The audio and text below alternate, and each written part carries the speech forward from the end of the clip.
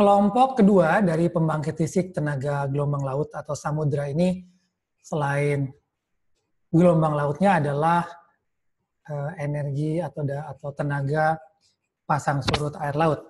Jadi yang dimanfaatkan di sini adalah perbedaan ketinggian air laut waktu pasang dan surut karena ada interaksi dengan gravitasi dari bulan. Nah, yang menarik, yang terpenting sebetulnya dari gravitasi dari pemanfaatan energi pasang surut adalah bahwa betul dari pasang surut ini kita juga mendapatkan energi yang tidak konstan, ya, yang berfluktuasi. Tapi sebetulnya dibandingkan dengan pembangkit listrik tenaga energi baru terbarukan yang lain seperti angin, terutama matahari mungkin, dan juga gelombang laut yang di-drive oleh angin juga, adalah bahwa pasang surut ini meskipun dia berfluktuasi, tapi sesungguhnya dia bisa dihitung dengan relatif cukup akurat. Artinya apa? Artinya kalau kita bisa menghitung periode pasang surut ini dengan akurat, artinya kita bisa menghitung pembangkitan listriknya juga dengan akurat. Nah, begitu kita bisa menghitung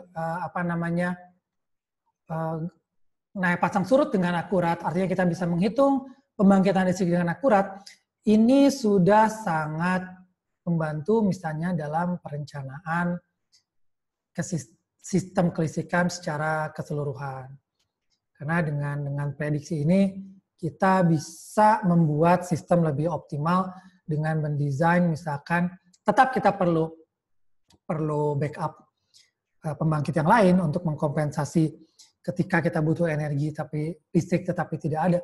Cuman akurasi ini yang memungkinkan kita mengoperasikan pembangkit listrik tenaga pasang surut dengan lebih smart, dengan lebih baik kalau kita bisa mendesainnya. Jadi prinsip kerjanya sebetulnya simple. Artinya ketika ada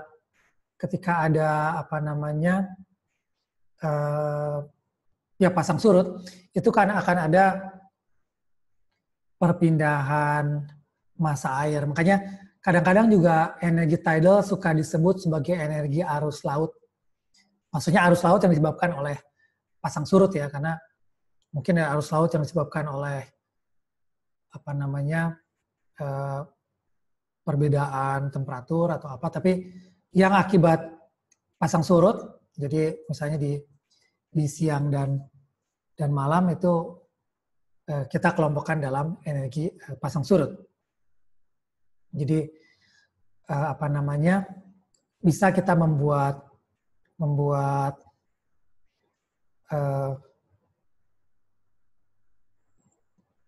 pemisah gitu ya, semacam pembendung antara lautan dengan daerah penampungannya yang lebih dekat ke daratan, sehingga ketika terjadi pasang surut ada perbedaan ketinggian, maka arus laut yang terjadi akan memutar turbin dan generator. Dan ini terjadi tentu dua arah, jadi bidirectional. Tapi ada juga yang tidak memakai dinding atau bendungan atau pemisah seperti ini, tapi ya langsung memanfaatkan arus yang terjadi, pergerakan arus yang terjadi ketika terjadi pasang surut. Jadi yang menggunakan pemisah atau dinding ini bisa dibilang generasi pertama dari tidal power plant, pembangkit listrik pasang surut, yang tidak memakai dinding ini atau semacam bendungan ini generasi kedua. Jadi pada prinsipnya memanfaatkan arus yang terjadi ketika terjadi pasang dan surut. Nah, pada prinsipnya di sini yang kita manfaatkan adalah adalah arus air laut lah ya yang bergerak karena ada pasang surut. Jadi sebetulnya prinsipnya itu tidak terlalu beda dengan wind turbine. Hanya kalau wind turbine si baling-balingnya itu berputar karena tiupan angin, jadi untuk mengekstrak energi angin, maka di tidal stream generation ini dia diputar oleh aliran air laut di sini, dan baling-baling ini, turbin ini mengekstrak energi dari laut.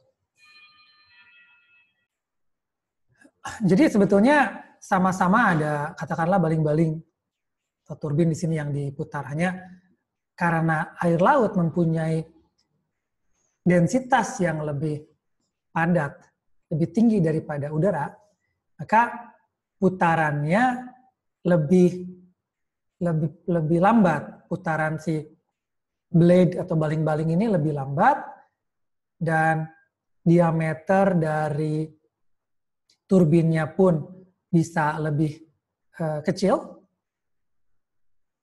ukurannya, tetapi tetap mendapatkan energi yang ekuivalen, yang sepadan dengan turbin angin. Nah, jadi di situ yang kita tangkap adalah energi dari aliran air laut yang disebabkan pasang surut, yang mengandung kandungan energi cukup besar, yang bisa diekstrak dengan putaran lebih lambat, dengan diameter lebih kecil, tetapi setara dengan wind turbine yang misalnya lebih cepat berputarnya atau diameternya lebih besar. Nah, tentu saja untuk stream tidal stream, jadi turbin yang memanfaatkan aliran air laut karena pasang surut ini berada di bawah permukaan air laut, dan ini mungkin perlu dipertimbangkan karena mungkin bisa menjadi resiko untuk navigasi perkapalan. Sama dengan pembangkit listrik tenaga gelombang laut, pembangkit listrik tenaga pasang surut ini juga teknologi yang relatif baru, jadi masih banyak dan bahkan masih berkembang terus bentuk desainnya. Jadi ada yang seperti ini, misalkan dengan 2 baling-baling, tapi ada di dua sumbu dalam satu struktur yang terbenam di bawah permukaan laut. Ada juga yang multiple turbin atau baling-baling yang terendam dan berstruktur di permukaan air laut seperti ini. Di sini ada tiga turbin laut yang dibangun terstruktur di permukaan laut. Kemudian ada juga bentuk dengan baling-baling yang blade yang lebih banyak. Jadi kalau tadi ada yang 2 blade tapi dalam satu struktur di bawah permukaan laut, ada yang 3 blade tapi 3 turbin diletakkan di atas permukaan laut, ada yang multi baling-baling dengan satu struktur sendiri diletakkan juga di permukaan dasar laut. Yang tadi juga ini diletakkan di permukaan dasar laut. Kan permukaan dasar laut dan juga permukaan dasar laut. Dan ada yang bentuknya dalam struktur yang mengarahkan aliran air lautnya. Ada yang multi blade, baling-baling banyak, tapi juga tidak menggunakan lagi struktur yang membungkus baling-balingnya untuk misalkan mengarahkan aliran air laut. Ada yang berputar dalam sumbu horizontal ya, untuk mengambil energi dari aliran air laut ini. Jadi kelebihannya sekali lagi sama dengan gelombang laut, bersih, tidak ada emisi yang dilepaskan, ya potensinya banyak, dan dalam tanda kutip bahan bakarnya gratis. Juga kalau kita lihat putaran yang lebih lambat membuat tidak terlalu terekspos device-nya dengan putaran yang lebih cepat atau yang ya sebagaimana angin misalkan, sehingga operation dan maintenance bisa relatif lebih sederhana, lebih kompak lah ya. Kemudian juga visual impact-nya rendah karena dia terbenam. Tidak ada noise karena di dalam laut, dibungkus oleh air laut. Dan yang terutama dari sisi kelistrikan adalah tidal power ini sebetulnya predictable. Jadi kita bisa lebih awal itu memprediksi kira-kira ini akan pasang atau akan surut, berapa ketinggiannya, berapa listrik yang dibangkitkan, sehingga kita bisa melakukan desain yang baik, kira-kira pembangkit mana yang paling murah yang bisa dioperasikan untuk mengkompensasi energi ketika si pembangkit listrik pasang surut ini tidak sedang beroperasi. Kemudian juga beberapa reservoir bisa menjadi penampungan air, bisa menjadi tempat yang bisa digunakan untuk rekreasi atau beberapa kegunaan yang lain. Dan tentu saja kelemahannya ketika kita tidak bisa mendispatch atau tidak bisa mengendalikan, tetap kita bergantung dari sumber energi yang tersedia, yaitu pasang surut. Jadi kita tidak bisa mengendalikan sebagaimana pembangkit listrik berbahan bakar fosil, kita bisa tambahkan bahan bakar yang untuk membangkitkan lebih banyak energi, itu tidak bisa di sini. Jadi diprediksi ya, tapi tetap tidak bisa didispatch atau dikendalikan sebagaimana pembangkit listrik klasik berbahan bakar fosil.